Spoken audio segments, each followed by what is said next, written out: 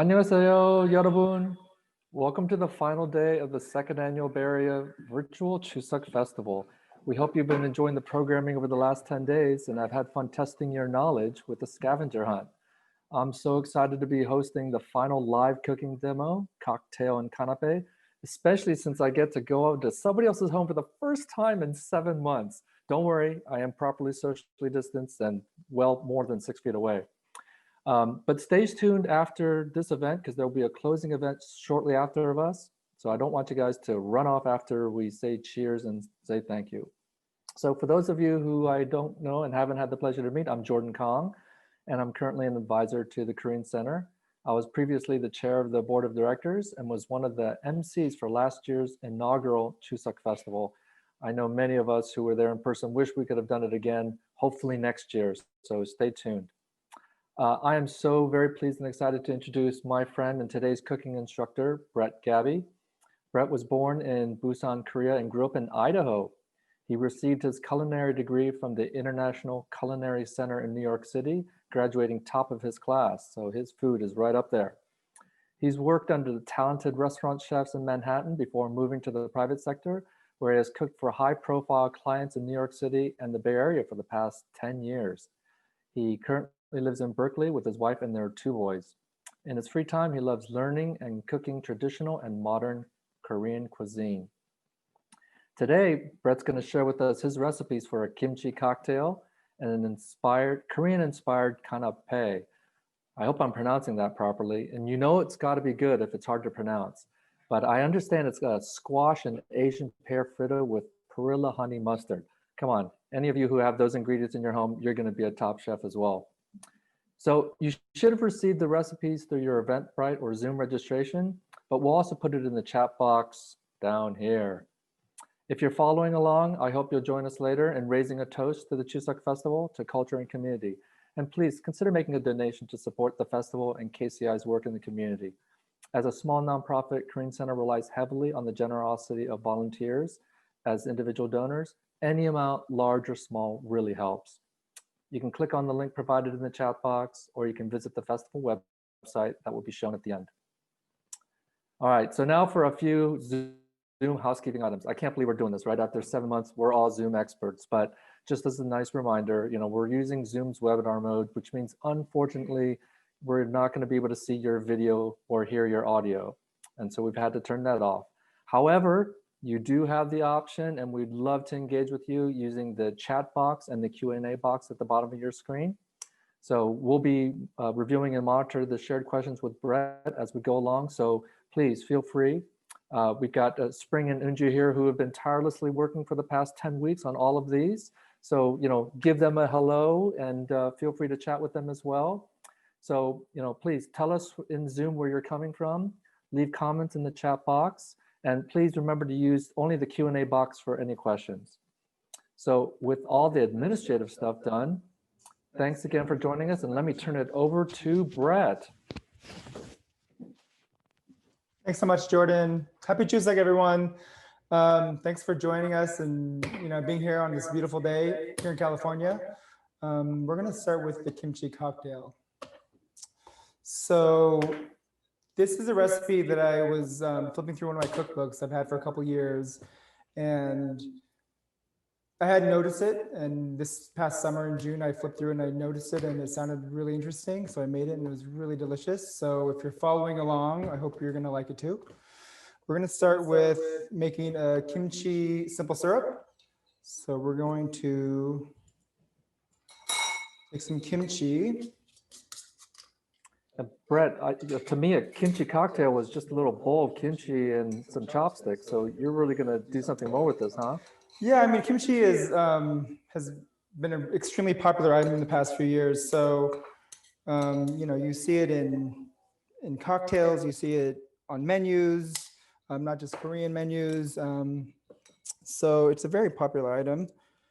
So what I'm going to do is strain the kimchi for the brine. So if you're looking here. Oh, that's red goodness right there. And of course, we're not going to throw out the kimchi. You're going to save this. You can use it for kimchi fried rice. You can use it for kimchi jjian.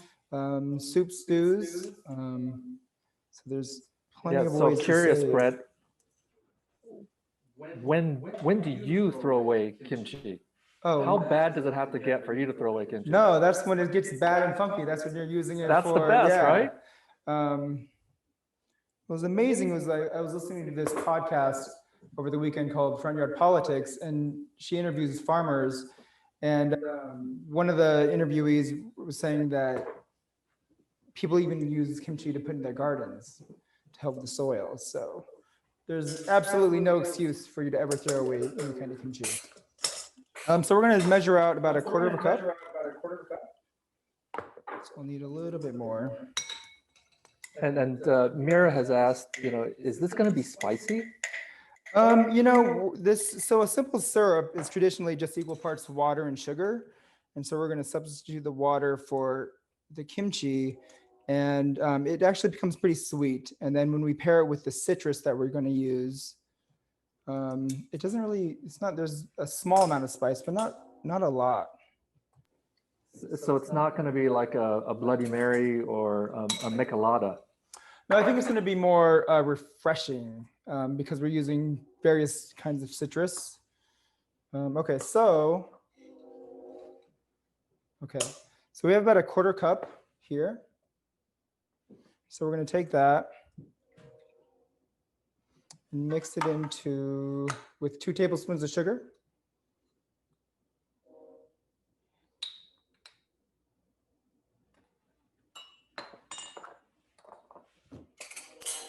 Oh, that'll definitely take some of the spicy out of it, huh? Although it looks still spicy red. So you want to mix it until you dissolve the sugar. So now you have the kimchi simple syrup. What about using other types of kimchi liquid, like radish kimchi? Danielle Kim would like to know.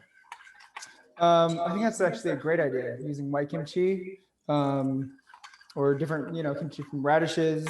The only thing it'll affect is really the color. So we have this simple syrup here, the kimchi simple syrup. Yeah, I mean, ultimately, if you get good at this, you could make it spicier than you want, or not as spicy, right? Just depending on the level of sugar. Oh, and yeah. Like your kimchi is, yeah, right? And you can add, I mean, it depends on how spicy you like things. I like things spicy, so this probably wouldn't be, I could even have something spicier. Yeah, just dump the sugar, right? Just kimchi. Wait, I'm right back Actually to my, could, yeah. I'm right back to my bowl of kimchi, Brett. All right, so then we're going to take about 3 tablespoons each of grapefruit, lemon, and oranges.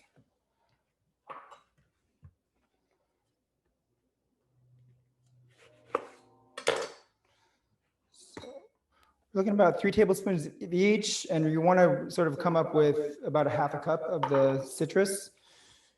And is that a regular orange or is that like a blood orange? It almost looks like a grapefruit. This is a ruby grapefruit. Oh, I love those. Yeah. Tart, a little bit of sweetness. So we have about 3 tablespoons there. And then we'll take some orange. This is a car orange. I love these. These are my favorite. But we're using orange and lemon and grapefruit. But if you can add lime, you can add blood orange. Really, it's just like any recipe is sort of a guideline. Yeah, I know we've got a whole host of different types of oranges and tangerines and stuff. So it almost feels like you can experiment with how tart and sweet you want it, depending on the citrus you have. Yeah, that's a good idea. Yeah, tangerines would be great. Yeah, my neighbor's got a little tangerine tree. I might have to sneak some steal on my way home. Or offer to make a cocktail for him. Yeah. Yeah. Oh, that's a good trade, right? Yeah. So we're gonna squeeze some lemon here. And I'm just using a strainer for the seeds and the pulp, but really you can leave the pulp in too, a little more texture in your cocktail if you wanted to.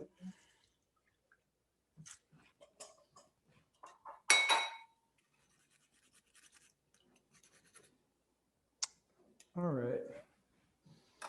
Okay, so now we have about a half a cup of the citrus. You can see that.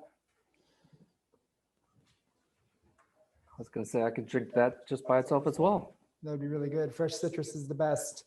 Okay, so I'm gonna grab some ice. This is okay.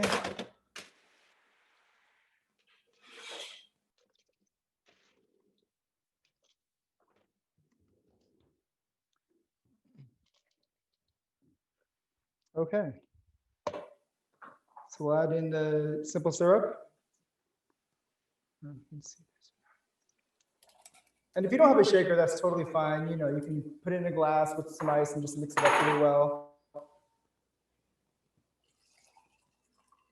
So I'm gonna say the classic James Bond line. Is this gonna be shaken or stirred? This one will be shaken. Okay, so put the lid on.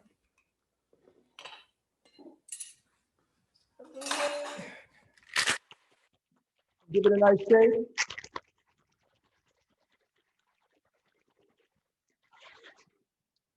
You look so natural there.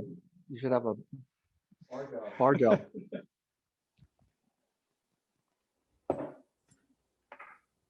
Okay.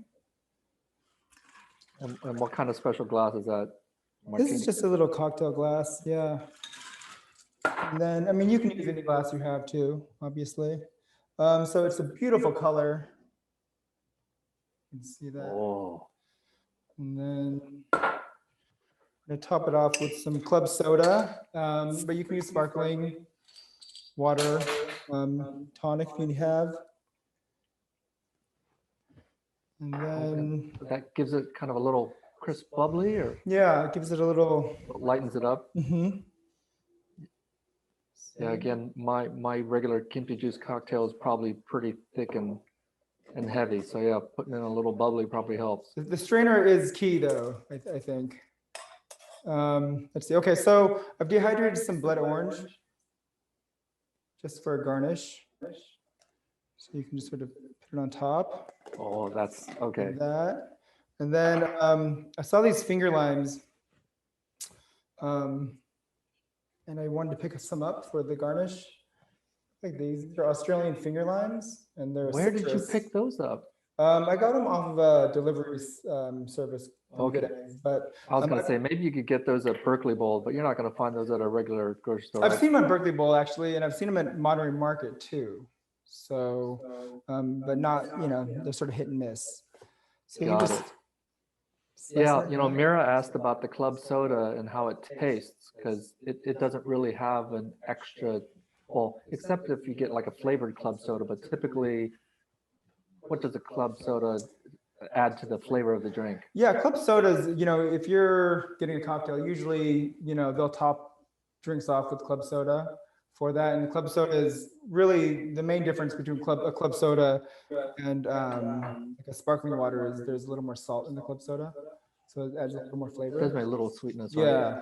Yeah. Yeah. So the finger limes, pretty cool. So you'll cut them open and then they'll just like squeeze them out. So it looks like caviar actually.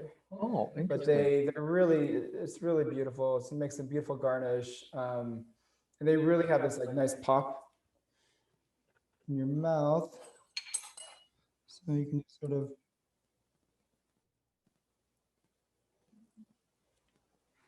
Oh yeah, now this is looking a lot better than just my kimchi juice. Okay. This is a little bit better than Jordan's kimchi juice. But, oh yeah, all right. If all you participants, you better be taking a screenshot of that because it's never going to look that good again. Are people out there making this? Yeah, who's out there making it, or what are you drinking while you're making this, participants? Go ahead and put that in the chat.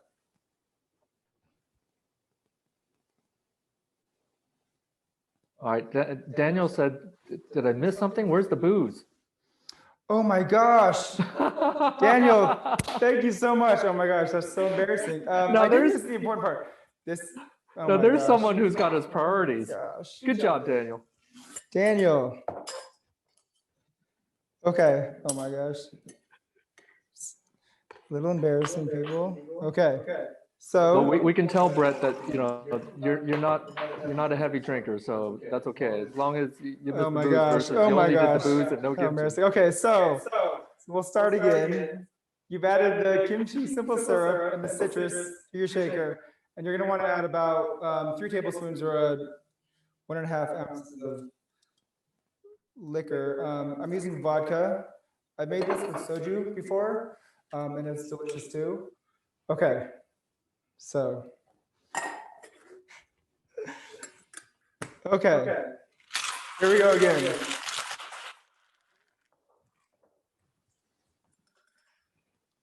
All right. Okay, Now it tastes this is the good. cocktail. Okay. Now, to be fair, these days, there's a lot of people that, don't drink the alcohol. So it's an excellent cocktail at first. Now we've just added another ingredient. Yeah, this could actually be a virgin cocktail like I had made earlier, and There you go. or with some alcohol.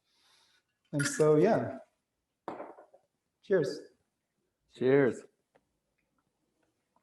That's not fair.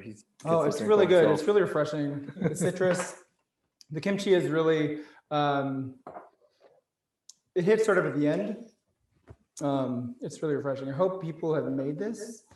And if you have, with or without the vodka, let me know how it turned out.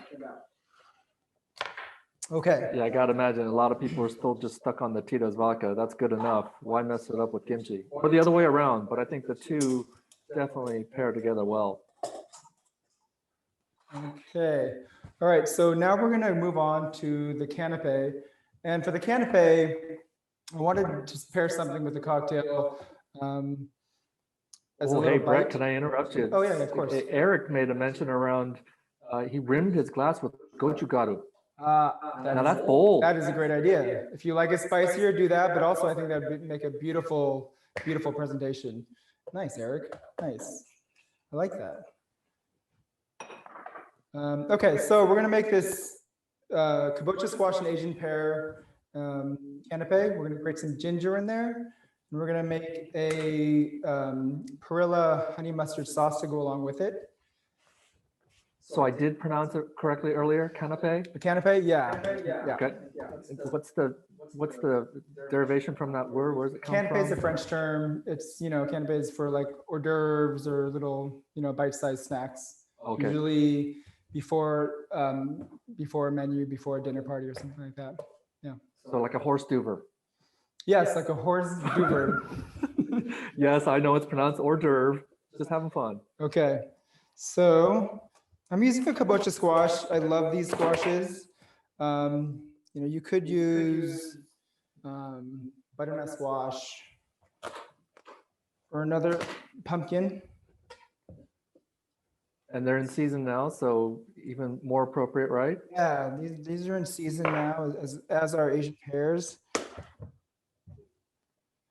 We got there's some people that are still stuck on the cocktail, which hey, I'm with you guys there, right? I'm still waiting for it. Are there any questions What kind of about soju? the cocktail? Yeah, what kind of soju might you use instead of the vodka? I just use this brand. Chamcharam. This is the soju that I prefer, but whatever soju you want. That's the one without the sugar added, right? For those of you out there, there's some sojus that are really high in the high fructose corn syrup, and then the others that are without it. And you could use like a flavored soju, like I've seen grapefruit flavored soju that you could use, and it would probably pair really well with the cocktail. Okay. Yeah, and Maggie's right with you with the first drink. That's the one for people under 18, and then you add the one for plus 21. So you were very inclusive, Brad. Maggie, how do you like it? So we're gonna see this.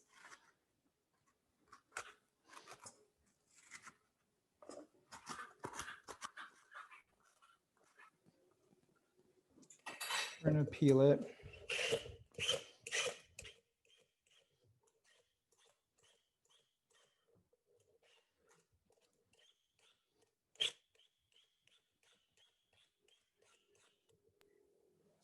That's some fast peeling right there, Brett. Those are definitely skills. Is that what got you to be top notch in your culinary school? Oh, you know, you just when you're cooking all the time every day, you get sort of faster.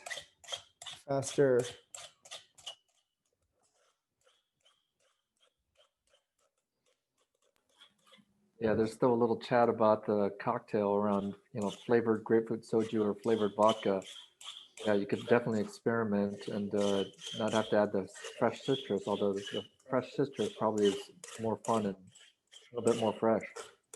Yeah, I mean, you don't have to. I would definitely recommend, you know, if you ever get the chance to get out and get some fresh citrus, especially in the next couple of months when it's going to be the season for citrus.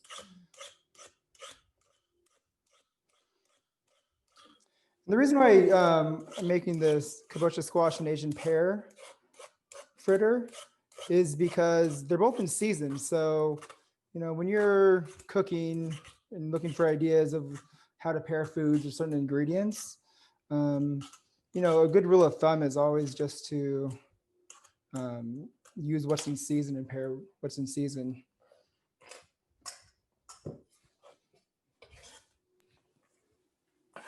I know you told us what kind of squash you were using. What other variations of squash could be used in this recipe?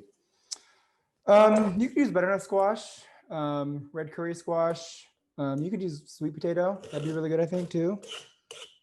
Like a purple sweet potato, that'd be beautiful. What about something on the far side of like a yam? Yams would definitely work. Yeah, yeah.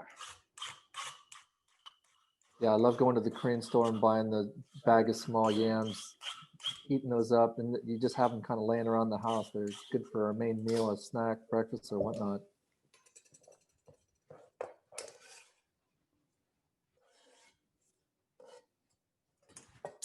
Okay. Yeah, Erica's still back on the cocktail with Jinro soju, the retro one in the blue bottle. Yeah. Ooh, the Jinro in the I blue don't know if I've seen that bottle. one. There's a classic soju right there. So now I'm taking the Asian pear. It's about a medium-sized one and peeling it. Now, Asian pears, there's another ingredient that is just amazing on its own. I can only imagine how it's going to add to the flavor of this dish.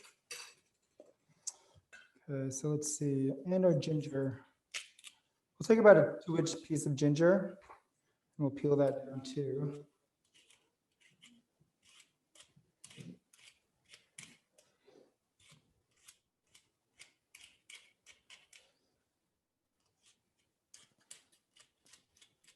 Where did you come up with this recipe, Brett? You know, I just was sort of thinking of like, you know, it's going to be, you know, the mid-October and what's in season. You know, this past summer I was making a lot of, you know, summer squash, zucchini fritters. So this is going to be really nice because it's going to be crispy and fried. So it's going to really pair well with the cocktail. Okay, so we have a box grater. You could do this in a food processor too if you wanted to. I just like using the box grater.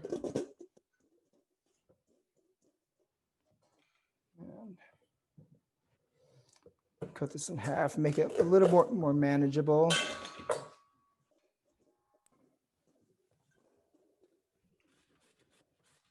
We're just gonna grate it.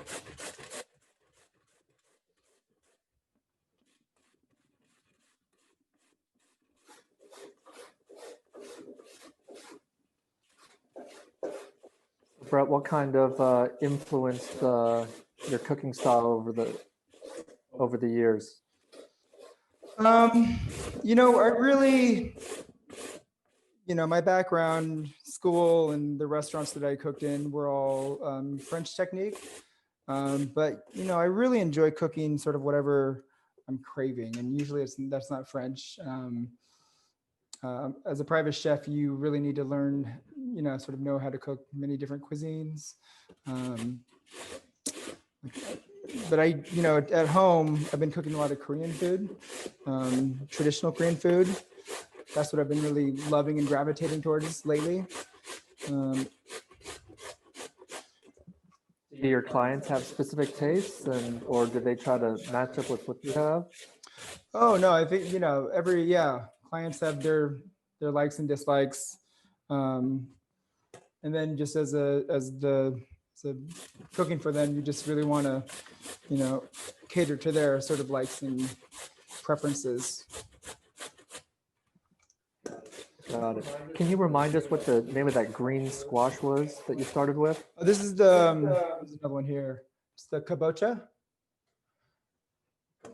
Kabocha. Kabocha. Say that twice fast. Kabocha, kabocha. Not to be confused with kombucha.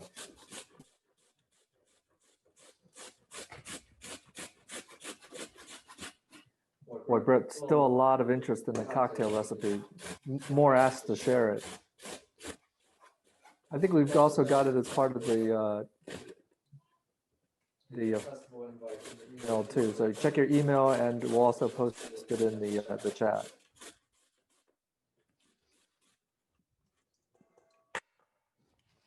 Okay.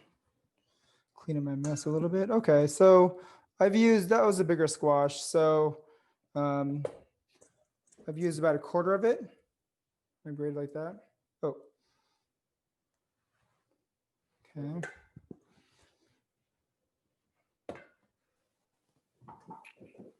Brett, do your kids like kimchi?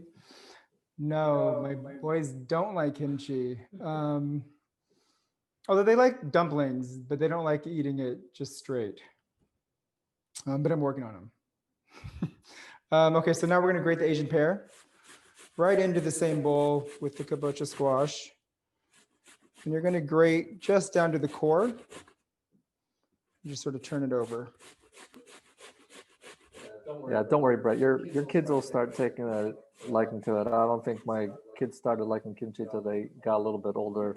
Even some of them now, as teenagers, don't even want any kimchi jjigae. Oh wow! Yeah, No, that's a crying shame, isn't it? It is, yeah. Okay, and then I'm gonna actually reach around for.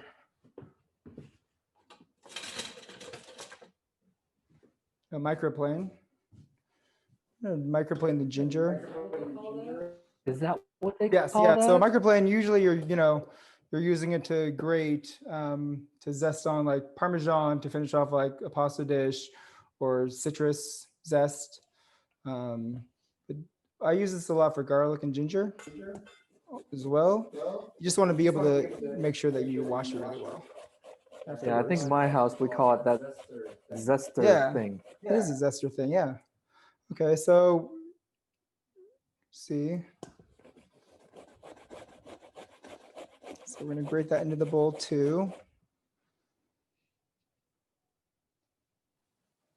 Yeah, that's the trick, is getting your finger on the back to slide it out after you've zested it, right? Yeah, you got to get in there with your fingers and your hands. Those are the best tools in the kitchen. Okay. Okay.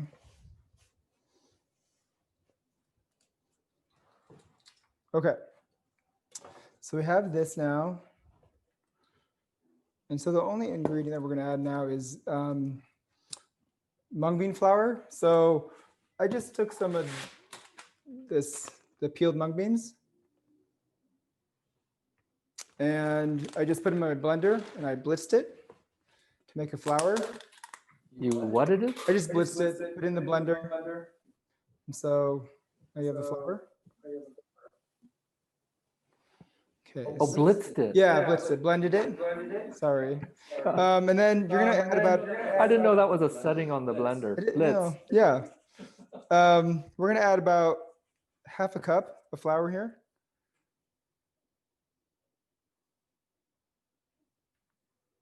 Okay. Oh, and good pinch of salt. And can you describe what a mung bean is? A mung bean? A mung bean is, well, the mung bean is actually is the main ingredient for when you make bindi duck. So it's, it's a really good bean, protein-wise. So now you're going to make me ask a question on top of a Earthy question. flavor. But okay, sure. What's binde duck? Bindi duck is the fried mung bean pancake. So it's a street food in Korea where if you go to a market, they'll have stalls of that, and it's delicious. They grind it up and they make essentially like a pancake, and they fry it in a lot of oil, and it gets really crispy and it's so good. Okay, so we have the batter. What you're looking for is just to sort of hold together a little bit. So we're going to actually set this aside for a couple minutes and make our honey mustard, and then that'll allow time for it to sort of come together too. Brett, since we're getting so close to Halloween, if someone's carving a regular pumpkin and then they kind of take out the guts, can they kind of use that to make this dish? I don't see why not. Although then you won't have your jack-o'-lantern, so. Well, when you carve out, big eyes and stuff, you got some big chunks there, right? Interesting. You're right. Yeah, I guess you could. Waste not, want not, right? Right. That's right. Okay. Dual use. Get the seeds, get the pulp. Okay. So to make the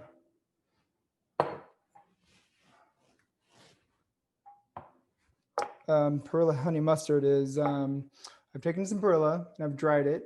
And if you don't have it, that's totally fine. And then I've just ground it up.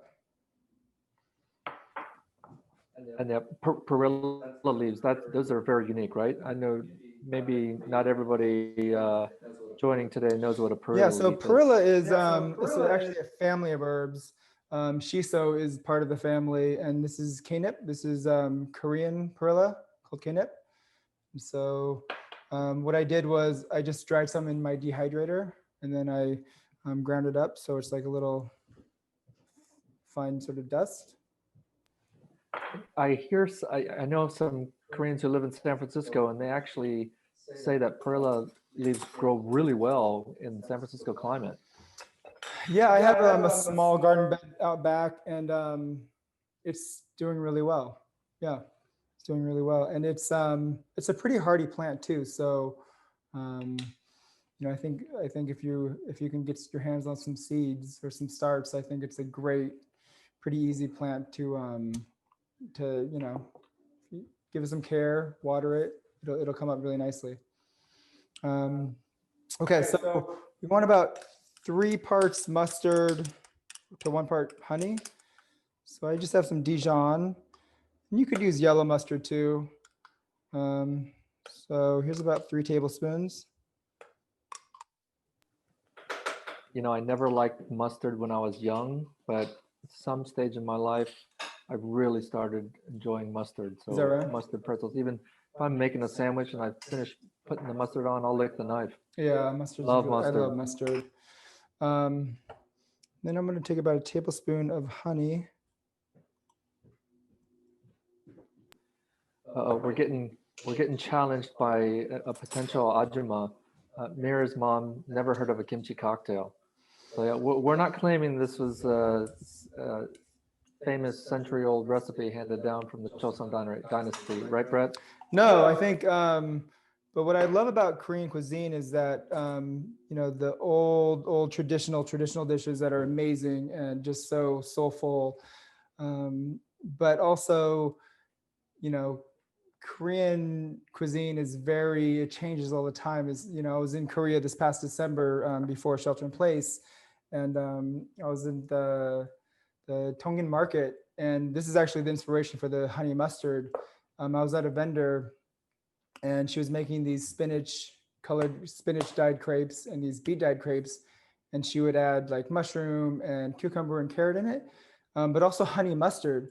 And I like asked her about it. It was, first of all, it was delicious, but I asked her about it. I was like, oh, honey mustard, that, you know, when you think Korean cuisine necessarily, you don't necessarily think of like, you know, honey mustard.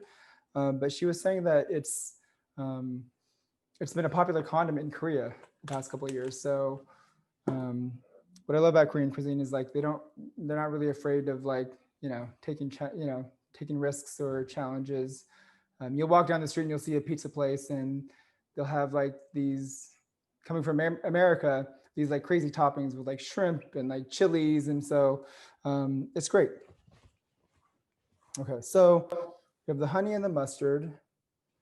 And then you just want about a pinch, if you have the perilla, the canapé of that in there. Actually, I'm gonna grab a whisk.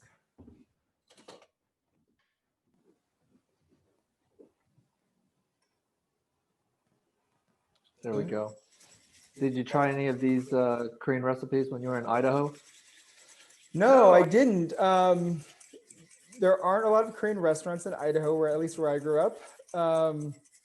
So, you know, me cooking Korean and learning about Korean cuisine has been just a way for me to learn about the history and the culture and traditions of Korean food and the culture. So it's been great. All right, so Brett, we have someone with a really keen eye. Maggie's asking about a little small black dish. Is that black pepper? Maybe to your right. To my right. I'm not sure what she's. Okay. Maggie, we can ask you. Was it this, Maggie? Is it this? What is it? We'll find out. Well, this is the dried perilla. Yeah. So it could be dried perilla. And so the perilla is, it's for those of you who haven't had it or don't know about it, it's minty. There's a little anise in it. And the canapé, the Korean perilla, is I really enjoy it. It has sort of more of a meatier texture than like shiso. And then you'll see this at Korean barbecues where you'll take a leaf, usually a larger leaf, and make a little wrap or som, and like put some of the barbecue in there and some rice or the kimchi, and then just eat it in one bite. And it gives a really, it balances out the barbecue. But you can do a lot of things with this. There's so many great Korean recipes using this. The Kanapjeon. So this is it. And usually on the backside, it has this like beautiful purple hue too. Yeah. Okay, so we've made the mustard. We have the batter. Okay. I'm gonna move my cutting board and bring over the stove. So Brett, are you on Twitter? Someone wants to know what your Twitter handle is. I am not on Twitter. I don't tweet.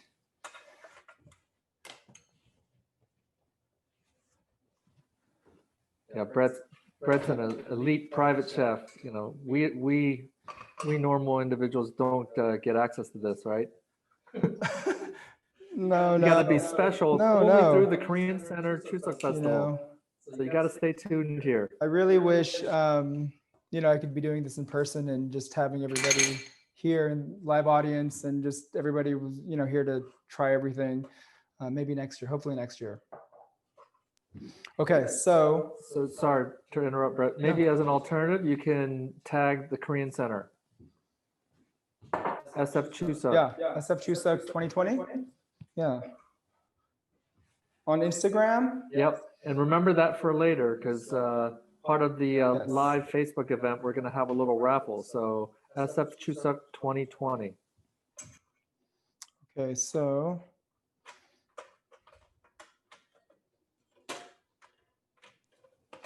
Lauren loves your kitchen. Yes, what would you expect from a chef to have a great kitchen? Okay. That's got to be like the number one thing you're looking for whenever you're house hunting, right, Brett? I Show me mean, the kitchen. yes, but my partner and I were in New York. We've been here in California now for about 9 years. But prior to that, I was in New York City. We were in New York City, and I was in this small 1-bedroom apartment, and the kitchen was like this big. So I was cooking for my clients in this super small kitchen. As if you cook all the time, you sort of that's part of being a cook or a chef, is that you're just sort of adaptable. One of my favorite things to do is if you go camping, you're cooking on an open fire, and you're just making do. Or if you're on vacation and you're renting a small little apartment, you're just using whatever you have, right? So sort of makes it fun. Okay, so we're going to put it on the heat.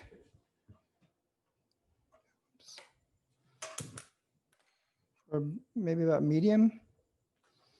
Okay, little pan. And so I'm using vegetable oil. You can use, vegetable grapeseed oil, canola oil.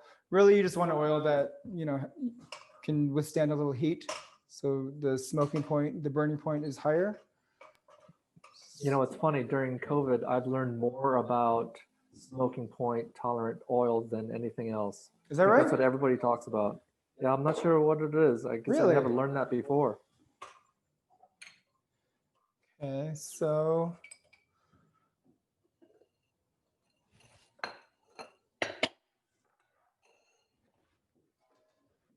as the oil heats up, and I've poured about 1/4 cup, 3 to 4 tablespoons of oil in the pan. We're just going to do a shallow fry. You could deep fry them, but a shallow fry works really well here too. Let's set up. Yeah, with some fritters, do they bake them before they fry them? I haven't heard of that, but you could bake a fritter. Yeah, you just wouldn't have that sort of that fried crispy goodness, but I don't see why not. All right, so yeah, I wasn't sure if that was like a double baking method. Isn't that what they do with spicy fried chicken wings? Oh no, what they do is they actually fry them twice. So like Korean fried chicken is they fry it at a certain temperature, and then they'll take it out once it's fully cooked through, and then they'll raise the heat of the oil, and then they'll refry it to get it really nice and crispy. And that's why so many people love good Korean fried chicken. Yes, you've already talked about Korean barbecue and now Korean fried chicken. You better get this canapé going. Okay. All right, so now that the batter is set a little bit, so it holds together really well. So now you want to playing with my fire. Sorry. And so if it gets too hot, just take off the oil off the heat for a second. And so for canapé, you want it just like a little bite size. So what you're gonna do is like take a little bit of it, squeeze it, just sort of form it into a nice little bite-sized piece. This is maybe about a tablespoon worth. Okay. So I know when I've made a zucchini fritter before, I've squeezed the liquid out with a cheesecloth. yeah, ideally with a fritter, like if you're making zucchini pancakes or fritters, if you're making latkes, you really want to try to squeeze out as much liquid as possible. That way, you're going to actually fry it instead of like sort of steam it in the oil. And also, the liquid will splatter a lot too. Okay, so you can see this. My oil's a little hot, but turn the heat down. Okay.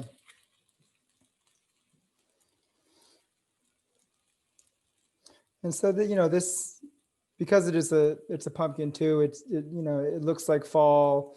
I don't know if you can smell it, Jordan, but it's, you have the ginger, Yeah, the squash. smell is It sort of definitely smells starting like to walk fall, right? over. It smells.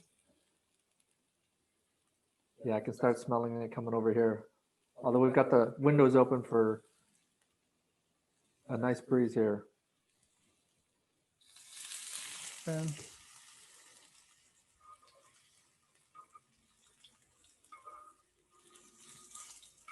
So, Brett, you ever consider opening your own restaurant someday?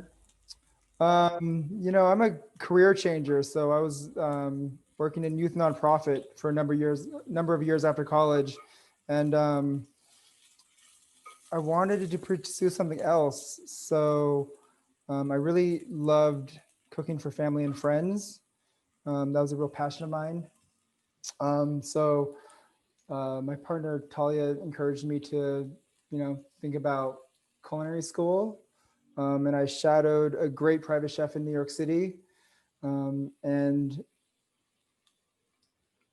I was like, oh, this is something that it's different than restaurants, and it's different than restaurants, and it's something that like I could really picture myself doing.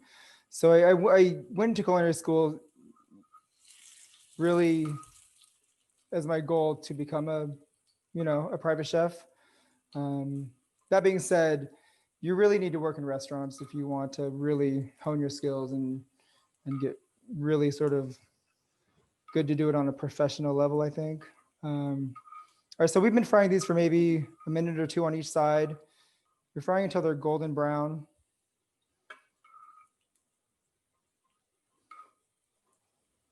Yeah, I can really start smelling the pumpkin from the other side of the room here.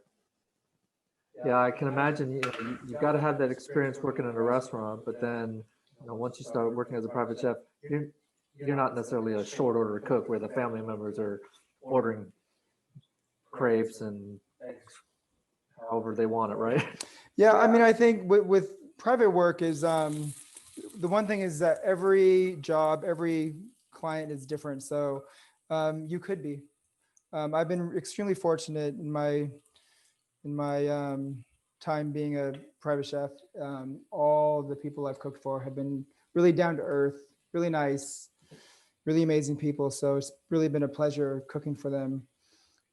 As a private chef, it's a really intimate thing. You're in their house usually, and you're with their, if they have kids, you're around the kids. You're around their friends, you're around their family. So it's a really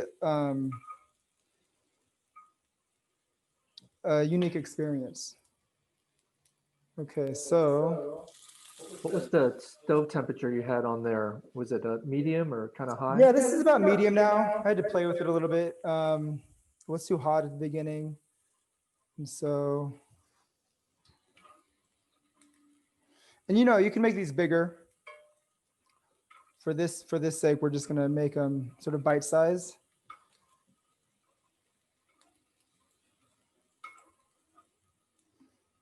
Let's see this. Those look toasty brown.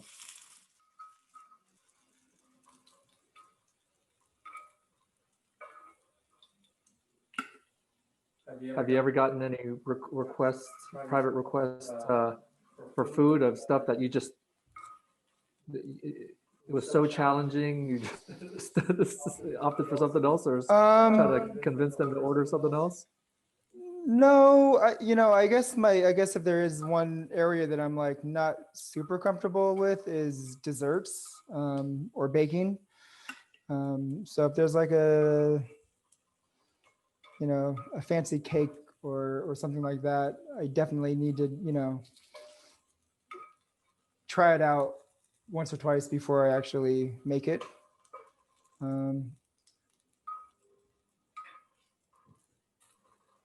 Okay, maybe I'll make one more. Also want to season it at the end. And Brett, what is the process of trying to hire a private chef? I know you're full time with the families that you support. How would you get on your quote unquote wait list, or how would you find even a private chef out there? Yeah, there's agencies, placement agencies, but ideally the best way to go is just word of mouth. You get to know other private chefs. If you go to,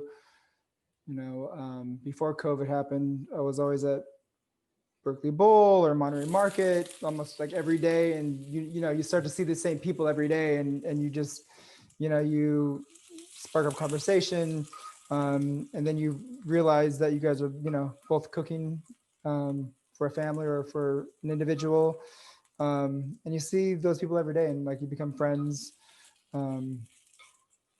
So that's the best way to do it, is like word of mouth.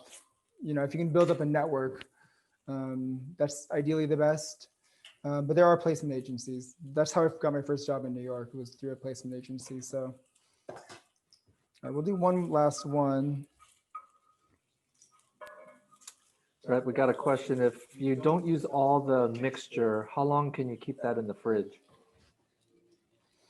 The mixture will last a couple of days, I think. There's no egg in it or anything like that, so I don't see why it wouldn't last for a couple of days. You just want to make sure that you are squeezing out as much liquid as possible.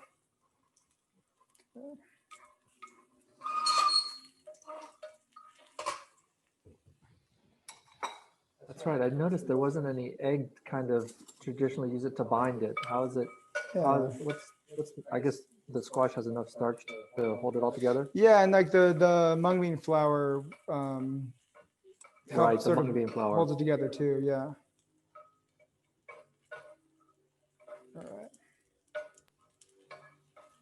Yeah, so this is all vegan then, right? There was Yeah, no egg. the cocktail actually isn't, but you can use vegan kimchi. You can make your own vegan kimchi, or you can buy vegan kimchi, and it would be a totally vegan meal or vegan cocktail and canapé. Okay, turn off the heat and rinse off my hands.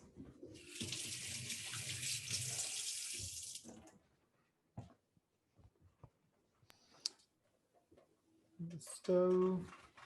Okay. And we'll plate.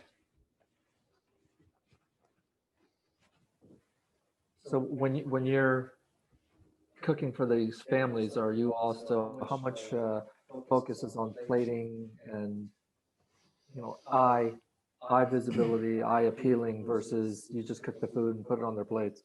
I mean, I think that depends on the client and also the chef. But I think you do eat with your eyes, so to speak. So if something looks really appetizing and good, that that's gonna help the dish. So yeah, I mean, I enjoy plating to a certain extent. I don't really use a lot of tweezers, but I think it's important. What do you mean by tweezers? Tweezers, the really fine, amazing fine dining restaurants that are, every little garnish and every, component of the dish is like sort of put on with tweezers, or very, very with precision. So I'm a little more laid back than that. I like your style. You make food that's edible versus a piece of art. I mean, at the end of the day, right, it has to taste good, right? So it can, no matter how it looks on a plate, you want it to taste good. So. And how out of reach is it to get a private chef? Like, I gotta imagine people are thinking, God, I gotta make like millions of dollars to have a private chef, and that's what everybody jokes about. Is I wish had a private chef. Like, how out of reach really is a private chef, or are they kind of more accessible?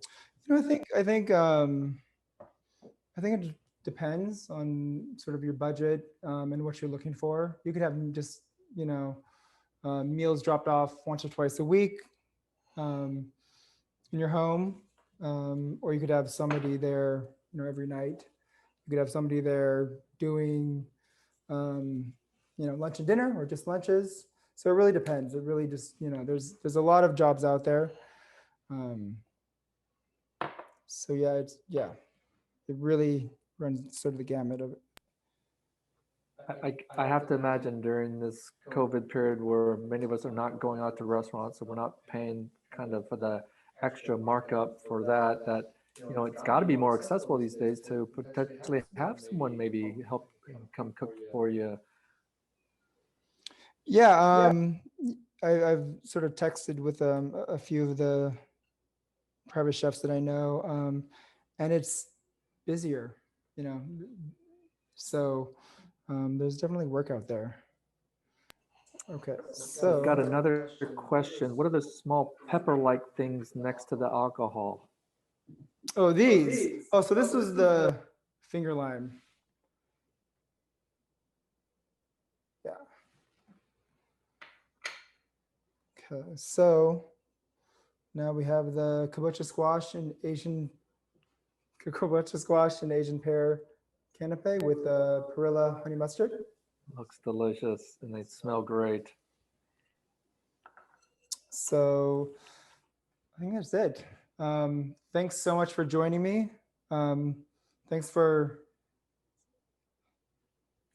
sticking with me, even making the virgin cocktail and then correcting and making the regular cocktail. Cheers.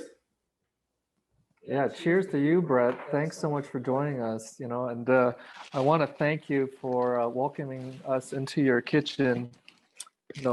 With that, some of my friends know that I work for the Clark Company, so this is for you, Brett. After we leave, you can disinfect all the areas that we've touched, right? Thank you. For the rest of you, we really hope you've enjoyed the Chuseok Festival, and we'll stick around after this festival's finale for the live stream event on YouTube, which starts at around 6 p.m.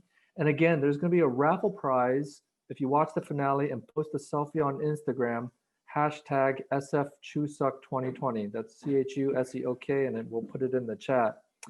Among other things, the Korean Center will announce the winners of the Youth Art Contest, and then the festival's K-Quest activity, the little scavenger hunt that some of us have been going around taking pictures of ourselves. That'll be a lot of fun. If you enjoyed this cooking demonstration, please consider making a donation to support the festival. Not only all the hard work that was put in this year, but for next year as well. This is going to be an annual thing as reported by the City of San Francisco. And as a small nonprofit, Korean Center relies heavily on the generosity of volunteers and individuals. And again, any amount, large or small, helps. Sorry to sound like a telethon, but truly, you got to see all the work that goes behind the scenes, not only in putting together the Chuseok Festival, but in all the daily programs that happen at the Korean Center, both in San Francisco and in the East Bay. You can click on the link provided in the chat box, or you can visit the festival website that will be shown at the end. So thanks again. We hope to see you all next year, hopefully in person. But until then, 안녕 친구들.